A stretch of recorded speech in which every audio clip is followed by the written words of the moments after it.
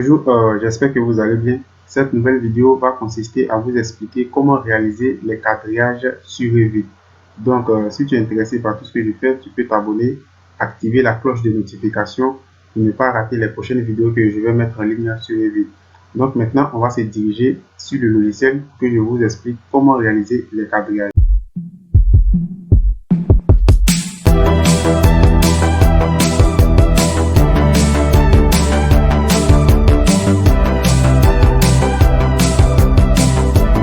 Donc maintenant nous sommes dans le logiciel, c'est-à-dire dans le logiciel Revit. Comme je l'ai dit, le thème du jour c'est de vous expliquer le quadrillage. Donc si tu aimes ce que je fais, tu peux t'abonner, activer la cloche de notification pour ne pas rater les prochaines vidéos que je vais mettre en ligne. Si aussi tu es nouveau et que tu viens d'arriver sur ma page et que tu veux comprendre Revit, prends la peine de suivre les vidéos du début jusqu'à la fin. Comme ça, tu peux comprendre la progression de la formation que je donne sur Revit et dans n'importe quel logiciel que j'explique sur ma page.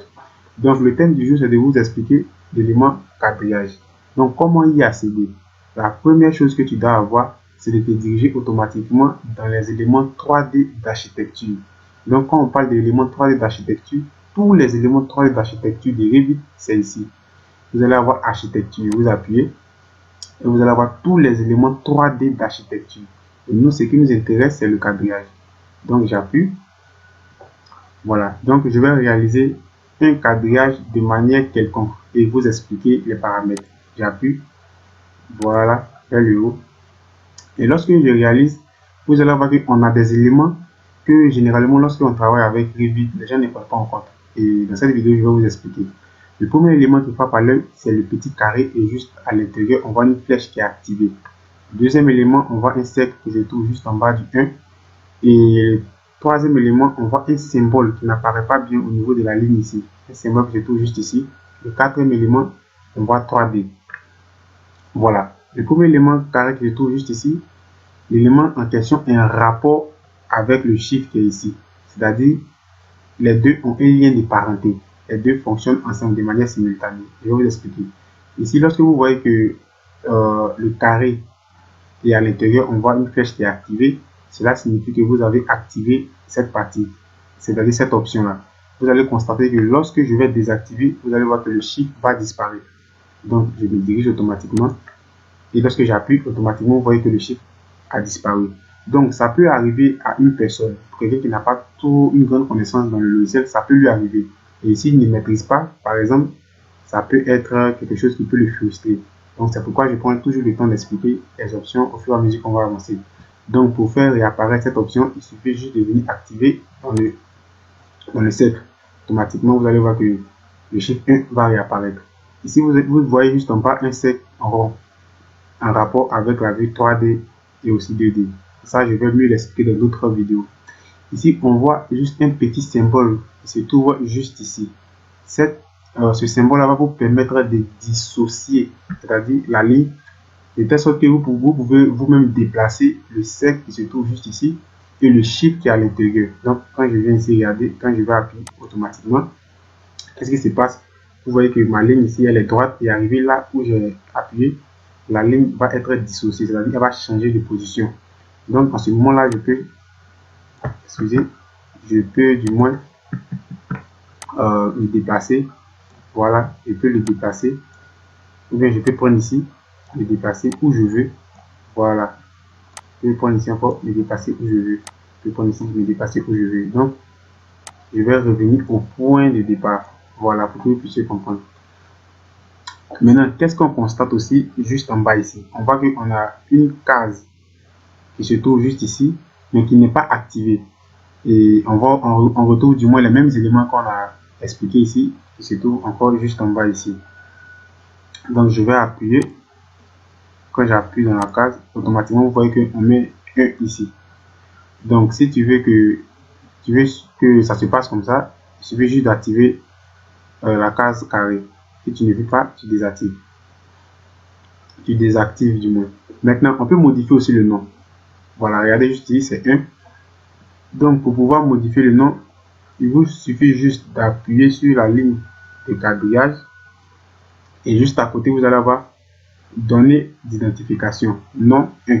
Donc, si toi, tu ne veux pas 1, par exemple, tu veux peut-être des chiffres, non, des lettres du moins A, tu appuies sur A. Et quand tu appliques, par exemple, vous allez voir que automatiquement A va apparaître ici. Et ce qui est intéressant avec cette histoire de quadrillage, c'est qu'au fur et à mesure que vous allez du moins réaliser plusieurs types de quadrillage, vous allez voir que l'ordre est respecté. Par exemple, je vais décider de réaliser un autre. Non, c'est facile. Bon, je vais quitter vers le bas ici. Voilà, et je vais venir ici. Ici, lorsque j'arrive ici, il me dit que on a un premier type, on a un autre qui est déjà réalisé, par exemple. Donc, il te signale quoi, pour que tu puisses respecter au fur et à mesure que tu vas avancer. Donc, moi, j'appuie. Et lorsque j'appuie, vous allez voir que automatiquement, ici, on était à A. Automatiquement, ici, on va passer à B. Voilà, il respecte l'ordre, au fait. Là, ici, vous pouvez saisir, par exemple, attendez, je vais revenir. Ok, on va réaliser un troisième.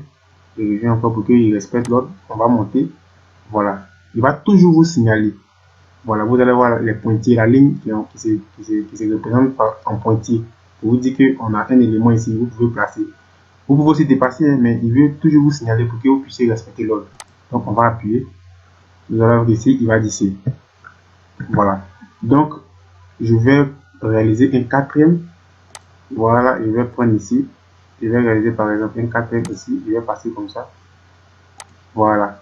Et ici, il vous dit D. Pour moi, par exemple, je ne veux pas D. Je vais mettre 1. Voilà. Donc, vous allez voir que les autres types de cadrage que je vais réaliser maintenant vont respecter. Parce que ici, j'ai changé. Ici, c'était les chiffres et les lettres du moins. Maintenant, ici, j'ai plus les chiffres. Donc, lorsque je vais vouloir réaliser un deuxième, il va respecter l'ordre. Vous allez voir. On cherche voilà, pour que ça respecte. Vous voyez qu'ici, maintenant, il devient 2. Et de même aussi, je vais revenir encore réaliser par exemple un troisième. Cette fois-ci, au lieu de 3, je vais mettre par exemple, C1. Et je vais appuyer par entrée. Lorsque je vais vouloir réaliser encore l'autre, vous allez voir qu'il va respecter C2.